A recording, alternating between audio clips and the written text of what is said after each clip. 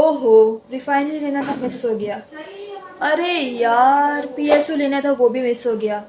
अगर आप भी अपने किसी ज़रूरी काम में मसरूफ़ रहते हैं और स्टॉक मार्केट की तरफ ध्यान नहीं होता, पीएसएमयू लाए है आपके लिए ट्रेडिंग सिग्नल सर्विसेज। अगर आप पीएसएमयू की ट्रेडिंग सिग्नल सर्विसेज अवेल करना चाहते हैं, WhatsApp me now and ask me how. अस्सलाम वालेकुम, मैं हूँ नादिया अनवर और नाज़रीन, आज हम आपके लिए लेकर आए हैं पीएसएमयू आपके लिए लेकर आए हैं जो प्रोग्राम, उसमें आज हम डिस्कस करेंगे स्टॉक मार्केट में लिस्ट होने वाली एक जो है नया आईपीओ आने वाला है, जो कि जिसका नाम है टीपीएल रीट फंड वन। और इसके हवाले से आज हम डिस्कशन करेंगे और बात करेंगे। जी हाँ, इस वक्त मेरे साथ प्रोग्राम में मौजूद हैं टीपीएल के सीईओ अली असगर साहब हमारे साथ मौजूद हैं, और उनसे हम ये बात करेंगे कि ये जो नया आईपीओ आने वाला है ये क्या है। इसके हवाले से हम सारी बातें करेंगे कि इसमें क्या क्या है, और जो है ये एक नया इजाफा जो है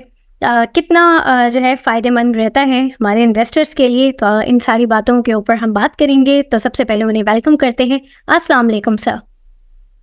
वालेकुम सलाम, थैंक यू। सर, उम्मीद करती हूँ आप खैरियत से होंगे। अल्हम्दुलिल्लाह। जी सर, सबसे पहले तो जो हमारे जितने भी नाजरीन हैं, देखने वाले हैं, उन्हें आप ये बताइए कि रीट एक शरिया कैपिटल होता है, और एक आम आदमी एक आम ज़बान में इसको आप जो है किस तरीके से जो है डिफ़ाइन करेंगे, और इन्वेस्टर के लिए ये किस तरीके से फ़ायदेमंद है। देखिए, दो चीज़ें, दो हिस्सों में मैं आपके सवाल का जवाब दे देता हूँ। पहले तो एक थोड़ी सी क्लैरिफिकेशन ये भी कर लेते हैं कि रीट शरिया एंड नॉन शरिया दोनों हो सकती है, बट हमारे केस में जो हम फंड लेके आ रहे हैं इन्वेस्टर्स के लिए, जो लिस्ट कर रहे हैं, वो शरिया कंप्लाइंट है। अच्छा, फिर रीट हाइब्रिड भी हो सकती है, रेंटल भी हो सकती है, डेवलपमेंट भी हो सकती है। हाइब्रिड का मतलब जो हमारा है उसमें रेंटल और डेवलपमेंट दोनों पोर्शंस शामिल होंगे।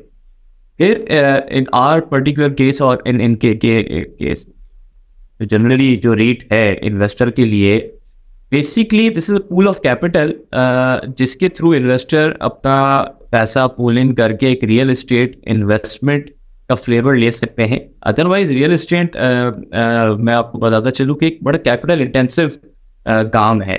तो अगर किसी एक आम आदमी को उस इन्वेस्टमेंट के रिटर्न्स लेने हैं, तो उसके लिए इतना फिजिबल नहीं है कि वो जाके कोई इतने बड़े टिकट साइज की इन्वेस्टमेंट करे। अगर वो अलोन किसी रियल एस्टेट को जाके देखता है, लेट्स से अगर कोई घर में भी इन्वेस्ट कर रहा है, तो आपको पता है नॉर्मल अपार्टमेंट भी आज 2, 3, 5 करोड़ रुपए का आता है, और फिर जो भी उसके कैपिटल एप्रिसिएशन करेंगे या रेंटल लेंगे।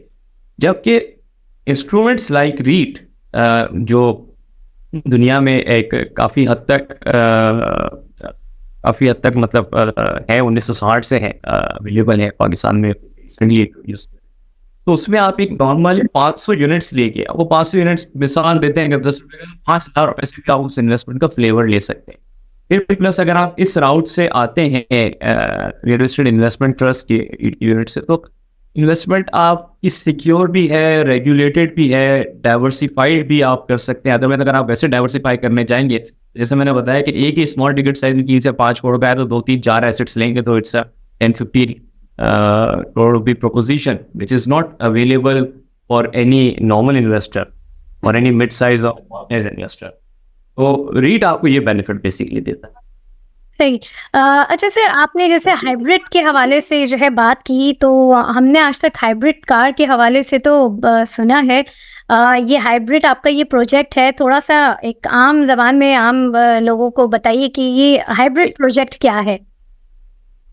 हाइब्रिड प्रोजेक्ट भी देखिए, जो फंड है ना, रीट फंड जो हम लिस्ट कर रहे हैं, वो हाइब्रिड है। हाइब्रिड से क्या मुराद है कि इसके अंदर दोनों फ्लेवर्स मौजूद हैं। एक आप इन्वेस्टमेंट करते हैं किसी बने बनाए एसेट में जिसका आपको रेंटल इनकम मिलती है, लेट्स से, और एक आप जमीन खरीदते हैं और उसमें फिर उस पे बिल्डिंग डेवलप करते हैं, उसको कहते हैं डेवलपमेंट। तो इस पर्टिकुलर केस में जो फंड हम लेके आ रहे हैं, हाइब्रिड फंड इस तरह है कि इसमें दोनों तरह के एसेट्स हैं। तो डे वन पे तो ये इसमें सारा डेवलपमेंट है, जो तीनों एसेट्स उनकी डेवलपमेंट होनी है और वो बनने, उसके बाद मेजॉरिटी एसेट में सेल हो जाना है ऑफ प्लान सेल की बेसिस पे। बट कुछ एसेट्स ऐसे हैं जो हम इसमें रिटेन करेंगे, जिससे आपको रेंटल इनकम आया करेगी इन्वेस्टर्स को फ्यूचर में। ओके। तो उसको एक यील्डिंग एसेट भी कहते हैं हम इन्वेस्टमेंट की जबान में। चूंकि इसके अंदर दोनों तरह के एसेट्स होंगे, development and yielding assets, so that's why हम इसको हाइब्रिड कह रहे हैं। सही। अच्छा सर, थोड़ा सा आप ये बताइए प्रोजेक्ट के बारे में बताएं कि रीट फंड 1 में जो है 3 प्रोजेक्ट्स हैं, थोड़ा सा उसके ऊपर थोड़ा हाईलाइट करें इन 3 प्रोजेक्ट्स के ऊपर। ब्रीफली मैं तीनों प्रोजेक्ट्स को हाईलाइट कर देता हूँ। तो एक जो सबसे पहला हमारा और सबसे बड़ा प्रोजेक्ट है जिसका फंड की पोर्टफोलियो पे भी आज के वक्त में सबसे ज़्यादा वेटेज है, वो है एक सस्टेनेबल मास्टर प्लान कम्युनिटी जो कि 40 एकड़ के ऊपर मुहित है। और इसके अंदर कोई तकरीबन इसका जो अगर डेवलपमेंट पोटेंशियल की बात करें तो कोई 12 मिलियन स्क्वायर फीट है, या अगर मैं थोड़ा सा और आसान सवाल में कहूँ तो तकरीबन आप समझें कोई 2 ऑफिस बिल्डिंग है और बाकी कोई 14 से 15 रेजिडेंशियल बिल्डिंग है। दैट मीन्स कोई 3000 या 3000 से ज़्यादा अपार्टमेंट्स होंगे। Definitely 1 bed, 2 bed, 3 bed, 4 bed, सारा डिफरेंट कॉम्बिनेशन में हर बिल्डिंग में होंगे। तो एक अच्छा, मगर ये पूरा बन रहा है on the principles of sustainable community, जिसका पूरा डिज़ाइन हो रहा है। तो जब सस्टेनेबल कम्युनिटी की हम बात करते हैं तो we are developing an ecosystem whereby we are achieving or contributing minimum carbon to the, I would say, net carbon zero की बात कर रहे हैं। अगर मैं इसको इस तरह समराइज करूँ कि कार्बन एमिशंस को हम किसी तरह कम करने की बात करें, whether it's emanating from use of material, whether it's kind of systems we are building. तो लेट्स से हम इसमें रेन वाटर हार्वेस्टिंग की चीज़ें बिल्ड करें, ग्रे वाटर को रिसाइकल कर रहे हैं, एनर्जी को डिफरेंट तरीके से कंज्यूम कर रहे हैं, रिन्यूएबल मिक्स लेके आ रहे हैं। तो इस तरह के डिज़ाइन फीचर्स हैं। So that's why it will be a green sustainable community. ये प्रोजेक्ट है। दूसरा जो है हमारा it's ultra luxury mix use development which is ground plus 37 story. ये कोई तकरीबन 3 लाख स्क्वायर फीट का है और इज़ 1 अपार्टमेंट 1 फ्लोर कॉन्सेप्ट, जिसमें अपार्टमेंट्स होंगे अपर लेवल पे और नीचे ग्राउंड लेवल के ऊपर तो शोरूम्स होंगे। एक ये प्रोजेक्ट आ रहा है। This is for again for different target market, but that again is we are building और developing on the principles of sustainability. तो लीड गोल्ड स्टैंडर्ड हम इसमें टारगेट करें। लीड एक इंटरनेशनल बॉडी है, एक्रेडिटेड बॉडी है जो सस्टेनेबिलिटी को सर्टिफाई करती है आपकी किसी भी डेवलपमेंट के अंदर। तीसरा जो प्रोजेक्ट है ये एक इकोसिस्टम हम बिल्ड कर रहे हैं फॉर द मार्केट। एक टेक्नोलॉजी पार्क बना रहे, तो ये उन कंपनीज के लिए, उन बिजनेसेस के लिए एक इकोसिस्टम होगा जो कोई भी टेक से रिलेटेड बिजनेस है यूँ कह लें, तो वो यहाँ पे अपने ऑफिसेस परचेज कर सकेंगे या रेंट कर सकेंगे इस डेवलपमेंट के अंदर।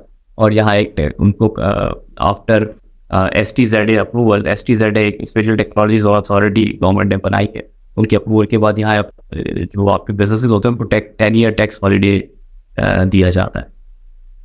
ये 3 इस वक्त प्रोजेक्ट्स हैं। बाकी फंड परपेचुअल है, further projects in the future course आते रहेंगे इसके अंदर, तो ये होता रहेगा।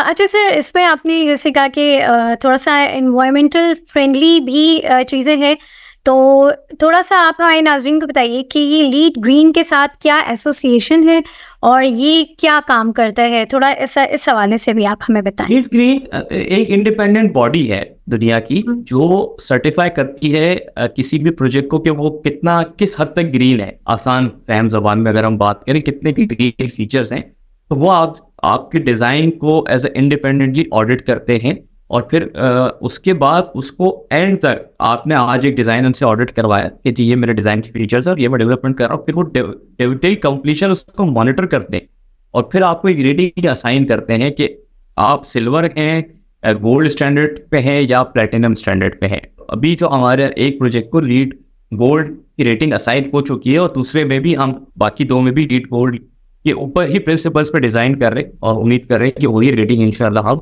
हासिल कर पाएंगे। सही। अच्छा सर, अब मुझे ये बताएं कि जैसे इंटरेस्ट रेट 22% है, तो रेंटल इनकम में इन्वेस्टर को कितना जो है बेनिफिट मिलेगा? देखिए अगर आप बिल्कुल इन आइसोलेशन अगर यूं कंपेयर करें कि इंटरेस्ट रेट आज 22 है, सो लेट्स से किसी भी अच्छे प्रोजेक्ट के अंदर आप ग्रेड बिल्डिंग में अच्छी क्रॉस रेंटल यील्ड 11-12% बना लेंगे तो नेगेटिव कर्व हुआ और इनवर्ड यील्ड कर्व बना। तो दैट्स वाई इसको हमें आइसोलेशन में नहीं देखना चाहिए। दैट्स वाई जो ये फंड मैनेजर का काम है कि वो अपना पोर्टफोलियो किस तरह डिजाइन करता है, तो एक सर्टेन राइट मिक्स उसमें होना चाहिए। इसीलिए हमने एज अ फंड मैनेजर इस वक्त एक हाइब्रिड पोर्टफोलियो डिजाइन किया कि जहां डेवलपमेंट से भी रिटर्न आए, जहां रेंटल से भी रिटर्न आए, सेल भी हो वहां इन्वॉल्व। तो इस तरह हाइब्रिड बेस पे हम लेट से रिटर्न अगर अपना टारगेट IRR 30% हम लेके चल रहे हैं अपने पोर्टफोलियो इन्वेस्टर के लिए, तो वहां वो जाके बीट कर लेता है आपके कोई 22% इंटरेस्ट रेट को। अगर अगेन मैं लोगों से ये कहता हूँ कि 22% इंटरेस्ट रेट आज है, it's not here for ever, it's always cyclical. आज 22 से कर जाके 6 हो जाएगा, तो एवरेज शायद 10 ईयर के होराइजन के ऊपर 12% पे बैठेगा। अगर मैं 28 से 30% या कोई भी फंड मैनेजर का रिटर्न दे रहा है अपने उस पर, सो देयर इज इनफ, आप कहें कि एक रिस्क प्रीमियम है जो कि इन्वेस्टर के लिए इन्वेस्टर के रिस्क को एडिकेटली एड्रेस करता है कि वो रिस्क ले सके। लेट्स से अगर उसको 12 फिक्स प्राइस पे मिलेगा ऑन एवरेज 10 साल पे, तो अगर मैं 28 या 30 दे रहा हूँ, इनफ डेल्टा है इन दोनों रेट्स के बीच। सही।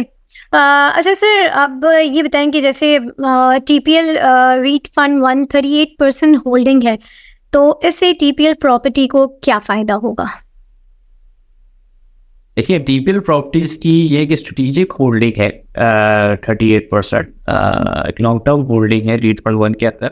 So going forward TPL properties को इससे एक तो कैपिटल एप्रिसिएशन में फायदा होगा, जैसे जैसे इसकी NAV बढ़ेगी, जो कि बढ़ेगी। It's a perpetual growth fund, development fund है। दूसरा रीट फंड का एक फीचर होता है कि उसने 90% अपनी अर्निंग का डिस्ट्रीब्यूट करना है as a dividend minimum, in order to remain tax efficient और रिमेन टैक्स एग्जेम्प्ट।